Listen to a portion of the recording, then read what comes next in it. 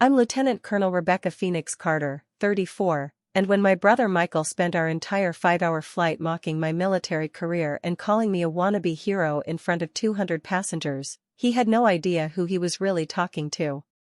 As our plane descended toward what should have been a routine landing, everything went wrong: engines failing, hydraulics dead, emergency landing protocols activated.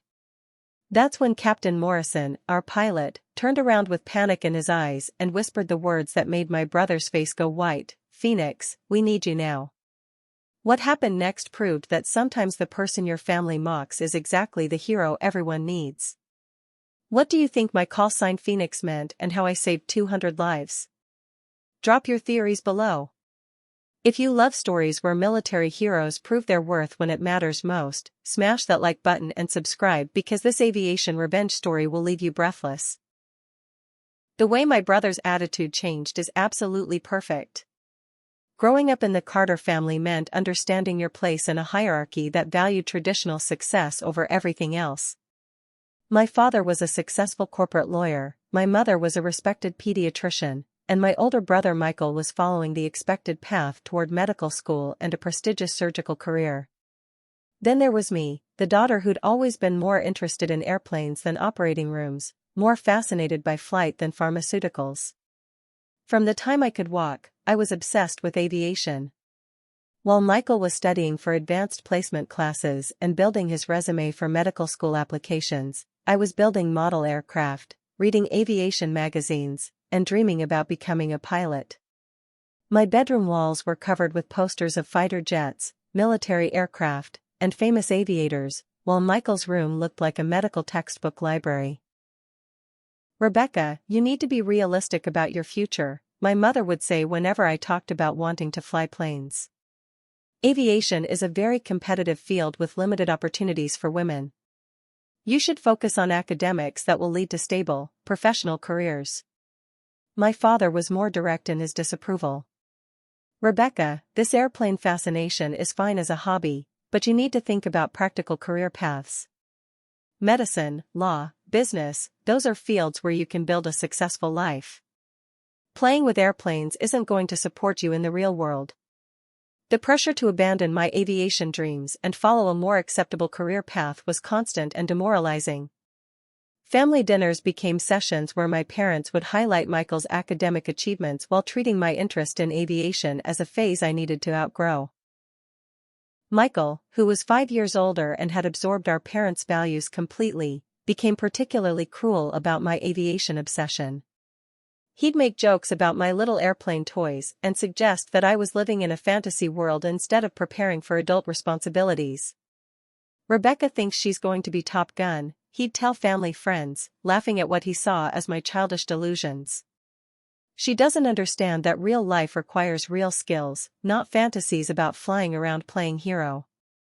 The mockery intensified when I announced my intention to join the Air Force and pursue military aviation training. My family's reaction was swift and devastating. They viewed my decision as a waste of my potential and a rejection of everything they'd tried to teach me about success and achievement. "Rebecca, this is ridiculous," my father said when I told them about my Air Force Academy application. "You're throwing away opportunities for a stable career to chase some adolescent fantasy about being a pilot. Women don't become fighter pilots," Michael added with the kind of condescending certainty that characterized all his opinions about my life choices. "The military will put you in some support role, and you'll waste 4 years discovering that real aviation careers require connections and qualifications you don't have." My mother tried a different approach, focusing on the emotional aspects of my decision. "Rebecca, we're worried that you're choosing military service to rebel against family expectations rather than because it's actually what's best for your future." But I was 18 years old, stubborn as hell, and convinced that military aviation was my calling regardless of what my family thought about my potential for success. The day I left for the Air Force Academy was emotional for all the wrong reasons. Instead of celebrating my acceptance into one of the most competitive military programs in the country, my family treated it like a funeral for my wasted potential. "I hope you figure out what you really want to do with your life while you're playing soldier," Michael said as I packed for Colorado Springs. When you get tired of the military fantasy, maybe you'll be ready to pursue real career opportunities. The 4 years I spent at the academy were academically challenging and personally transformative, but they were also isolating because my family's lack of support cast a shadow over every achievement and milestone. While other cadets celebrated accomplishments with proud families, I navigated my military education knowing that my family viewed my success as evidence of my poor judgment rather than proof of my potential. What they didn't understand was that the Air Force Academy wasn't just preparing me for a military career. It was preparing me for the kind of leadership and technical expertise that would someday make the difference between life and death for people who needed someone with exactly my skills and training.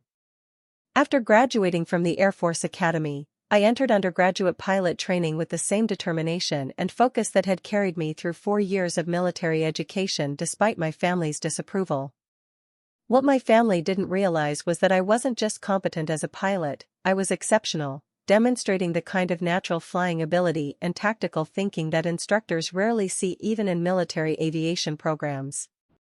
Flight training revealed capabilities I'd suspected but never been able to prove. In the cockpit, everything made sense in ways that ground-based activities never had. Aircraft systems, aerodynamics, tactical maneuvers, and emergency procedures felt intuitive rather than learned, as if I'd been born understanding how aircraft behave in different conditions and what pilots need to do to maintain control in challenging situations. My instructors noticed immediately. Carter, Major Williams told me after a particularly complex training flight, "You have instincts for flying that can't be taught. You're reading aircraft behavior and responding to problems before other students even recognize that problems exist." By the end of undergraduate pilot training, I'd graduated first in my class and earned assignment to fighter training, putting me on track to become one of the few women flying combat aircraft in the Air Force. But even this achievement was met with lukewarm congratulations from my family, who still viewed my military career as an extended phase rather than a legitimate profession. "That's nice, Rebecca," my mother said when I called to share news of my fighter assignment. "I hope you're also thinking about what you want to do when you finish your military commitment." Michael's response was more typical of his attitude toward my achievements. "Fighter pilot training, huh? That sounds impressive until you realize they probably have quotas to fill for women. I hope you're actually qualified and not just checking diversity boxes for the Air Force." The assumption that my success was due to gender-based preferences rather than merit was particularly infuriating because it dismissed years of hard work and exceptional performance as political correctness rather than earned achievement. Fighter training was even more demanding than undergraduate pilot training, requiring mastery of complex weapons systems, tactical procedures, and combat maneuvers that push aircraft and pilots to their absolute limits. The washout rate was high, and the standards were unforgiving. Students either demonstrated the skills necessary for combat aviation or they were eliminated from the program. I thrived in the high-pressure environment. Advanced aircraft systems felt like extensions of my own capabilities, air-to-air combat tactics seemed logical and predictable, and I developed a reputation among instructors for remaining calm and effective in situations that overwhelmed other students. "Carter's got something special," I overheard one instructor telling another. "She flies like she's been doing it for 20 years, and she makes decisions under pressure that veteran pilots would struggle with." The culmination of fighter training was assignment to an F-16 squadron, where I'd spend the next several years developing expertise in air-to-air combat, close air support, and the complex missions that define modern military aviation. But more importantly, I'd earn the call sign that would define my identity as a pilot and eventually save lives in ways my family couldn't imagine. Call signs in fighter squadrons aren't chosen by pilots themselves, they're assigned based on personality traits, memorable incidents, or characteristics that other pilots observed during training and early operational assignments. My call sign Phoenix came from my ability to recover from situations that should have ended catastrophically, bringing damaged aircraft home safely when other pilots might have ejected or crashed. "Carter always rises from the ashes," Captain Martinez observed after I'd successfully landed an F-16 with multiple system failures that should have made the aircraft unflyable. "She takes situations that look hopeless and somehow turns them into routine recoveries." The call sign stuck, and over the following years, I built a reputation as the pilot other aviators wanted leading their flights when conditions were dangerous or missions were particularly challenging. I'd proven myself in combat deployments, earned advanced qualifications in test pilot school, and developed expertise in aircraft systems and emergency procedures that made me a resource for solving problems that stumped other pilots. But my family remained largely unaware of my professional achievements and reputation within the military aviation community. To them, I was still the daughter who'd chosen an unconventional career path and who occasionally sent updates about military assignments they didn't understand or particularly value. The disconnect between my family's perception of my career and the reality of my expertise would become crucial during a flight that would test every skill I'd developed and prove that sometimes the person your family underestimates is exactly the expert everyone needs. The flight that would change everything began as a routine family trip that I'd been dreading for weeks. My cousin Sarah was getting married in Denver, and the entire extended Carter family was flying from Chicago to attend the wedding celebration. Despite my busy schedule as a test pilot at Edwards Air Force Base, family pressure had convinced me to take leave and join the family gathering. Michael had booked seats on the same flight, and from the moment we boarded United Flight 1247, he launched into what would become 5 hours of relentless mockery about my military career and life choices. He'd recently completed his residency in cardiac surgery and was feeling particularly superior about his career trajectory compared to mine. "So Rebecca," he announced loudly enough for nearby passengers to hear, "are you still playing fighter pilot, or have you moved on to a real job yet?" The comment was typical of Michael's approach to family interactions. Publicly dismissive and designed to position himself as the successful sibling while portraying me as someone who'd never outgrown childhood fantasies. "I'm actually working as a test pilot now," I replied, trying to keep the conversation civil despite his obvious intention to embarrass me in front of strangers. "Test pilot?" Michael laughed. "That sounds important until you realize it probably means you fly cargo planes around military bases. I bet you tell people you're an aviator, but really you're just a glorified bus driver with a uniform."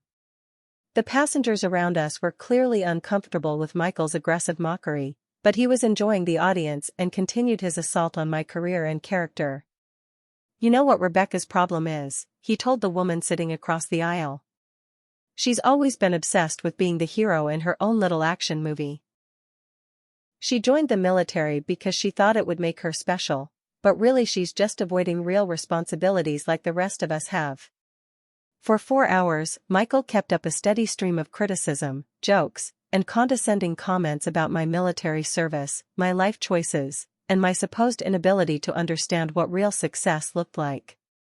He painted me as a delusional wannabe hero who'd wasted her potential on military fantasies instead of pursuing meaningful civilian achievements. "I'm sure Rebecca tells great stories about her important military work," he said during another particularly loud commentary, "but the reality is probably routine maintenance flights and paperwork. Real pilots work for airlines or corporations where their skills actually matter."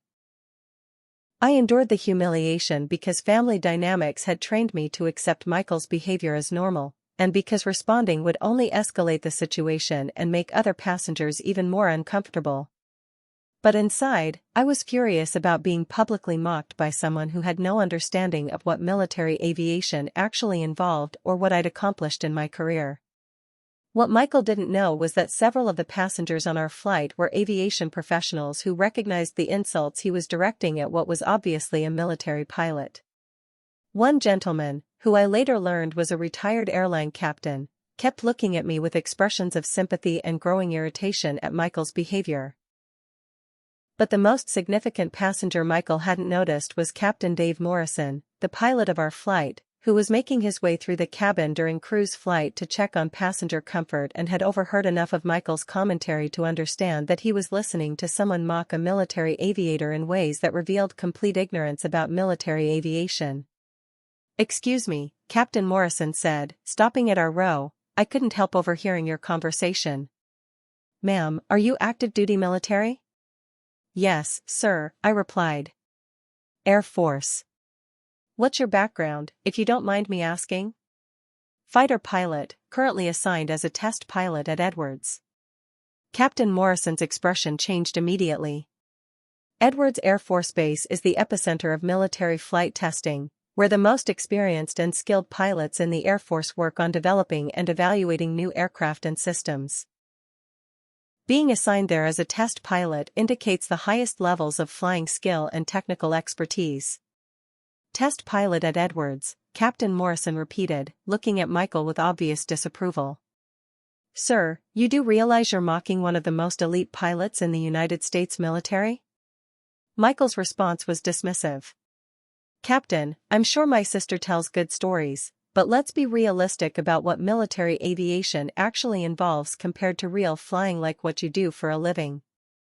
Captain Morrison started to respond, but was interrupted by a call from the cockpit that required his immediate attention. He excused himself and returned to the front of the aircraft, leaving Michael to continue his commentary about my supposed delusions of importance. What none of us knew was that Captain Morrison was about to face the most serious emergency of his airline career, and that the wannabe hero Michael had been mocking for 5 hours was about to become the only person on the aircraft with the skills and experience necessary to save 200 lives. 20 minutes before our scheduled landing in Denver, everything went wrong simultaneously. The first indication of trouble was a subtle change in engine sound that most passengers didn't notice, but which immediately caught my attention because test pilot training teaches you to recognize abnormal aircraft behavior before it becomes obvious to untrained observers. The cabin lights flickered, and I felt the aircraft's flight path change in a way that suggested the pilots were dealing with something more serious than routine pre-landing procedures. My situational awareness, honed by years of military flying and test pilot work, told me we were experiencing a significant emergency even before the captain made any announcements. Michael, oblivious to the aircraft's changing behavior, was still making jokes about my military career. "I bet Rebecca could land this plane," he said to nearby passengers. "She's probably been telling everyone she's qualified to fly anything with wings." But his mockery was interrupted by Captain Morrison's voice over the intercom, and the tone immediately told everyone that something was seriously wrong. "Ladies and gentlemen, this is Captain Morrison. We're experiencing some technical difficulties that will require an emergency landing at Denver International Airport. Flight attendants, please prepare the cabin for emergency landing procedures." The announcement sent a ripple of anxiety through the cabin, but what happened next turned anxiety into genuine fear. The aircraft shuddered violently, the cabin lights went out completely, and the unmistakable sound of engine failure filled the passenger compartment. In the darkness, I could hear passengers beginning to panic, children crying, and adults asking questions that no one could answer. But my attention was focused on analyzing the aircraft's behavior and trying to understand what kind of emergency we were facing based on the sounds, vibrations, and flight characteristics I could observe. The emergency lighting activated, casting an eerie glow throughout the cabin, and Captain Morrison's voice returned with information that made my blood run cold. "Ladies and gentlemen, we've lost both engines and are experiencing hydraulic system failures. We're declaring an emergency and will be attempting an unpowered landing at Denver International. Please follow flight attendant instructions and prepare for emergency landing procedures." Total engine failure with hydraulic problems represents one of the most serious emergencies in commercial aviation. Without engines, the aircraft becomes a glider with limited time and distance to reach a runway. Without hydraulic systems, pilots lose most of their ability to control the aircraft's flight path, making a safe landing extremely difficult even for the most experienced airline crews. Around me, passengers were beginning to understand the gravity of our situation.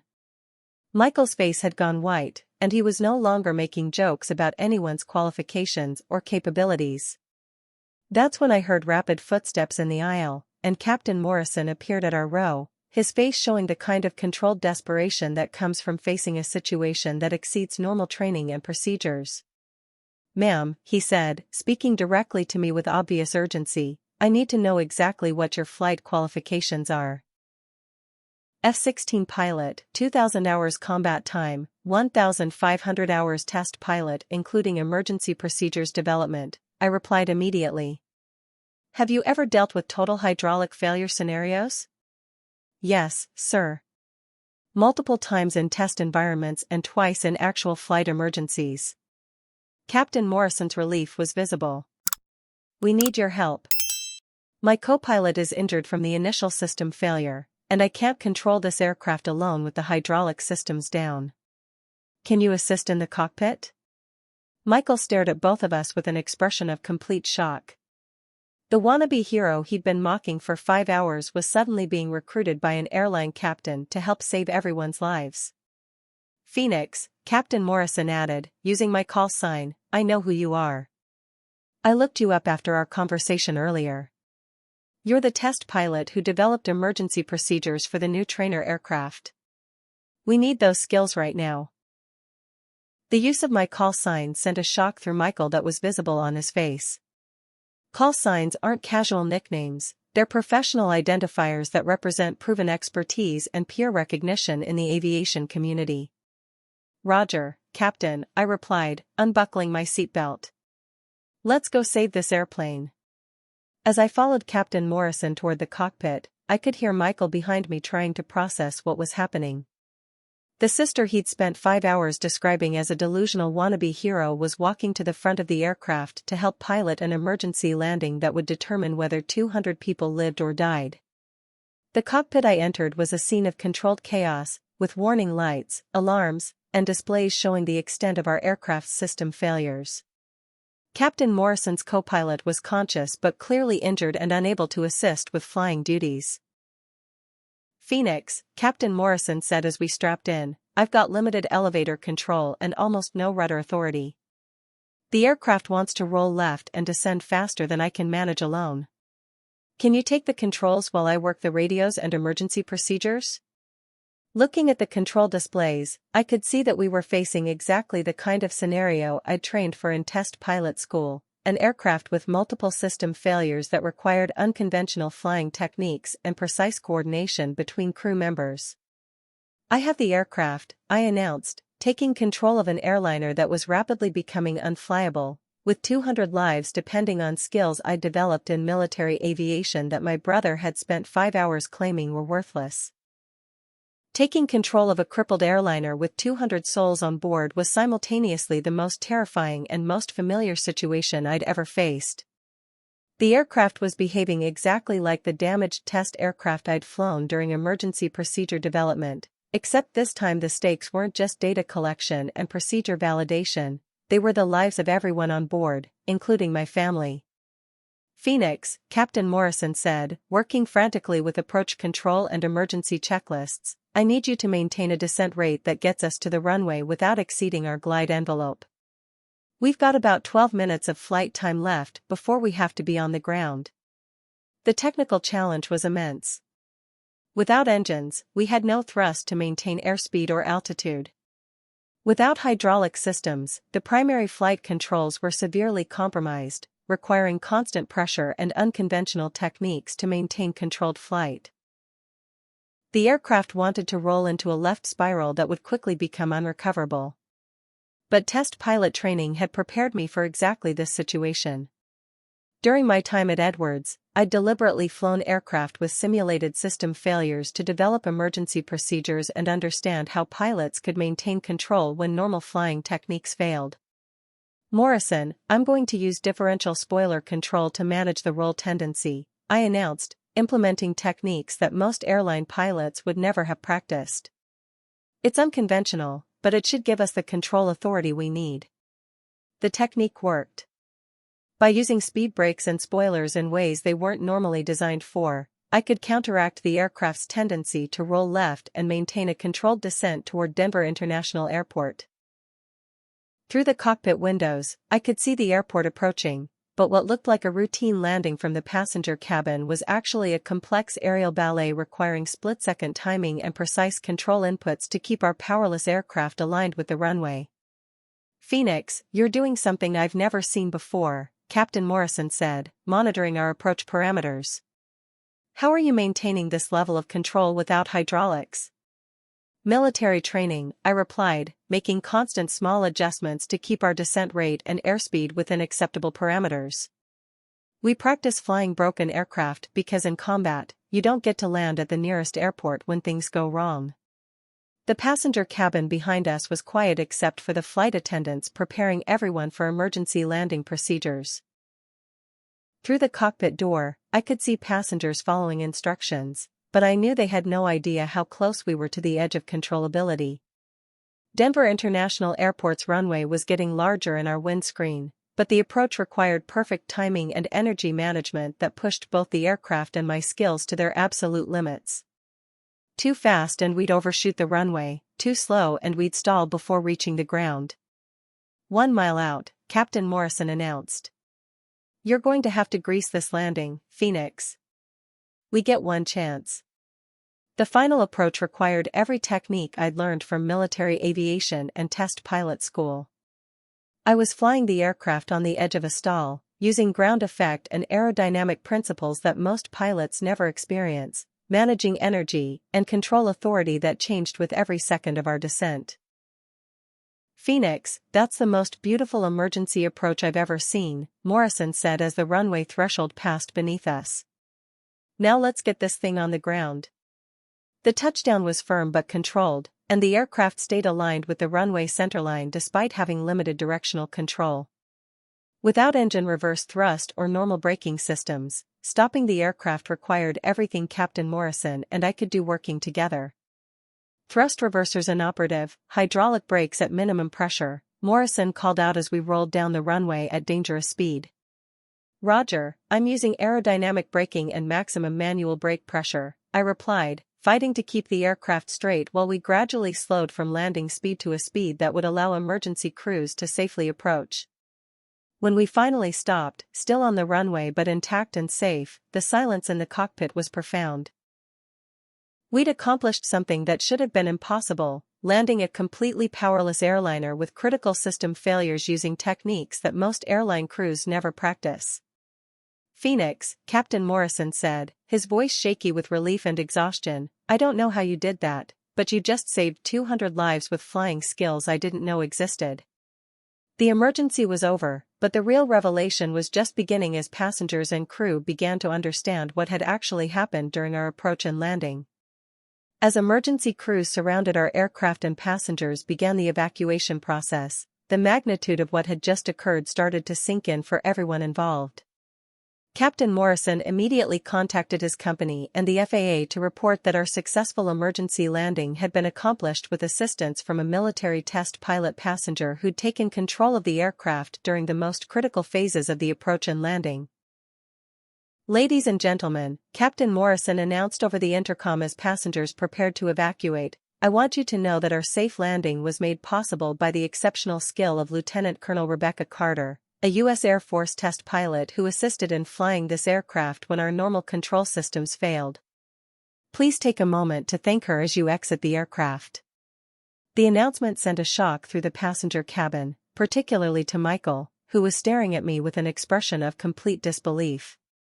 The sister he'd spent 5 hours mocking as a wannabe hero had just been publicly credited by an airline captain with saving everyone's lives. As passengers filed past the cockpit to exit the aircraft, many stopped to thank me personally, often with tears in their eyes and obvious gratitude for what they were beginning to understand had been a much more serious emergency than they'd realized during the actual event.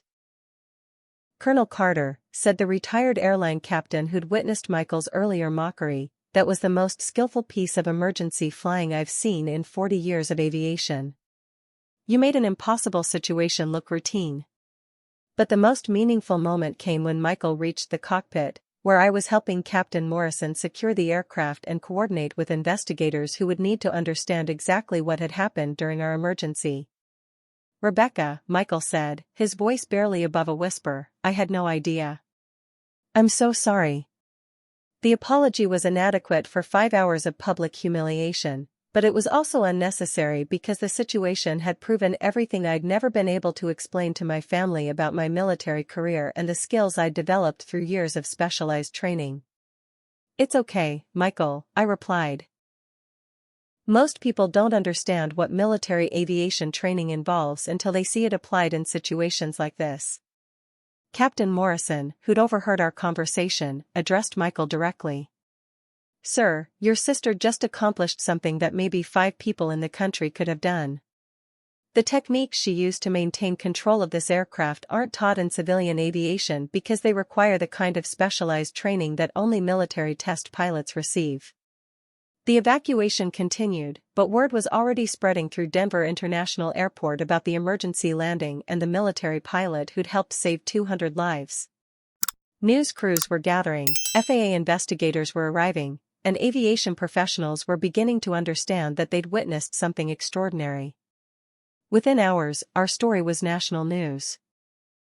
The footage of our powerless aircraft making a perfect landing despite multiple system failures was being broadcast on every major network, and my role in the emergency was being described by aviation experts as a textbook example of how military training translates into civilian life-saving capabilities.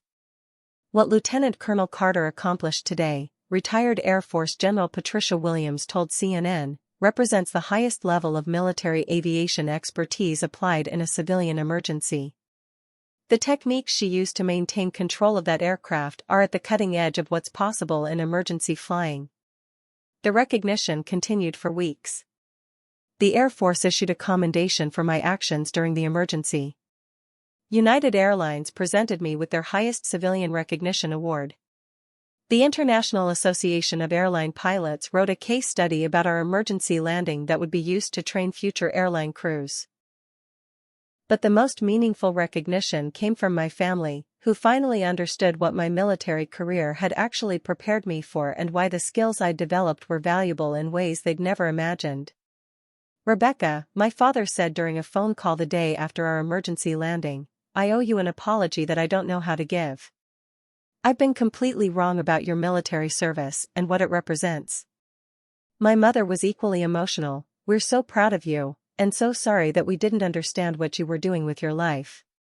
You saved 200 people, including your own brother, with skills we didn't even know you had."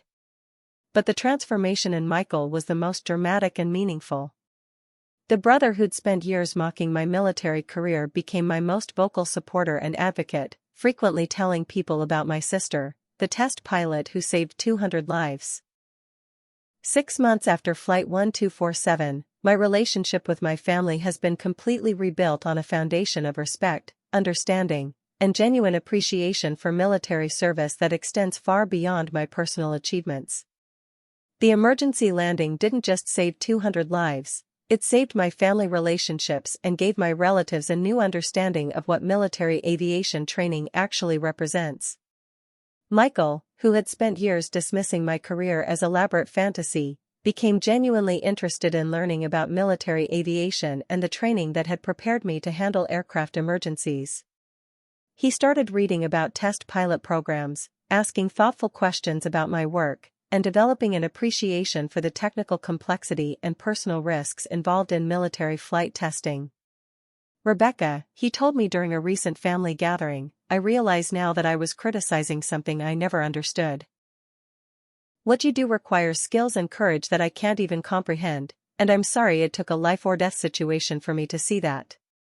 My parents underwent their own transformation, shifting from viewing my military career as a phase I needed to outgrow to understanding it as a calling that had developed capabilities they'd never imagined.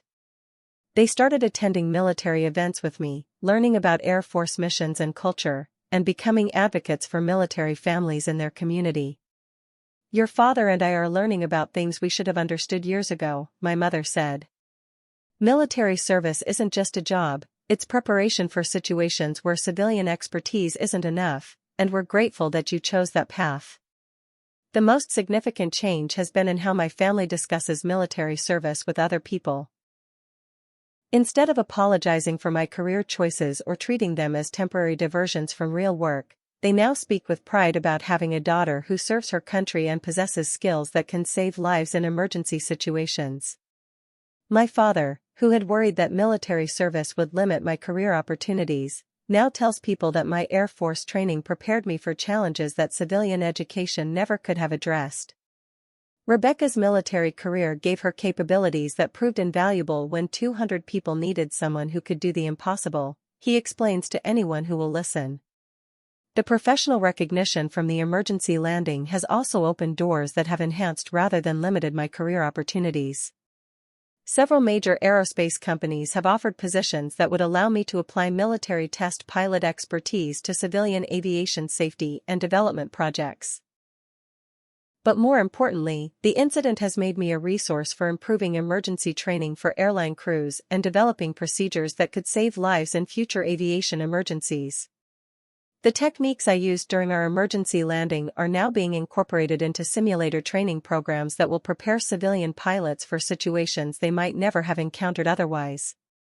The Air Force has also recognized the value of the incident for demonstrating the real-world applications of military aviation training. I've been asked to speak at recruiting events and military academies about how specialized military skills translate into civilian life-saving capabilities, helping young people understand that military service develops expertise that has value far beyond military applications. What Colonel Carter accomplished on Flight 1247, Air Force Chief of Staff General Robert Thompson said during a recent speech, perfectly illustrates why military aviation training is the gold standard for developing pilots who can perform under pressure and solve problems that have no standard solutions. My current assignment has evolved to include developing training programs that help military pilots transition their skills to civilian aviation careers, ensuring that the expertise developed through military service continues to benefit society after active duty service ends. But the most meaningful aspect of the entire experience has been the healing of family relationships that had been damaged by years of misunderstanding and lack of appreciation for military service. My family now understands that my Air Force career wasn't a rejection of their values, it was an expression of values they'd taught me about service, excellence, and helping others. So here's my question for all of you. Have you ever had family members dismiss your career or expertise until a crisis proved how valuable your skills really were? How would you handle relatives who mocked your profession without understanding what it actually involved? Do you think my brother's transformation was genuine, or should I have been less forgiving after years of public humiliation? I love hearing from other military families and anyone who's faced misunderstanding about their career choices. Drop your stories in the comments below. Whether it's about family members who didn't appreciate your expertise, relatives who changed their attitudes after seeing your skills in action, or situations where your professional training proved valuable in unexpected ways. If this story resonated with you, please hit that like button and subscribe for more real-life stories about military service, family relationships, and the moments when specialized training proves its value in ways no one anticipated. Share this video with anyone who serves or has military family. Sometimes the best way to show appreciation for military skills is to understand how they translate into civilian life-saving capabilities. Thank you for watching my story about family transformation and the power of military training. Remember, the people whose careers you don't understand might possess exactly the expertise everyone needs when normal solutions aren't enough. Military service develops capabilities that have value far beyond military applications, and sometimes the person your family underestimates is exactly the hero everyone needs. Here's to Captain Morrison, who trusted a military pilot to help save his passengers and crew. Here's to the 200 people on Flight 1247 who experienced firsthand why military aviation training matters. And here's to families everywhere who learn to appreciate the unique value of military service and the extraordinary people who choose to develop skills that can save lives when everything goes wrong. Until next time, keep serving with excellence and never let anyone convince you that your military training is less valuable than civilian expertise. Sometimes the most important skills are the ones you hope you'll never need to use, and sometimes the greatest heroes are the ones sitting right next to you, ready to save lives when called upon. Call sign Phoenix, mission complete. Thank you for flying with us today.